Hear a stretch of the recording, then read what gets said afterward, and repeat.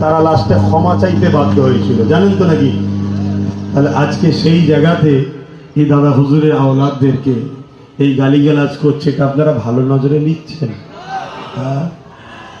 কি চাইছে জানি না, এই মেসেজ কিন্তু পুরো দুনিয়াতে যাচ্ছে, শুধু বাংলায় নয়, বাংলার বাইরেও যাচ্ছে। শুনছেন?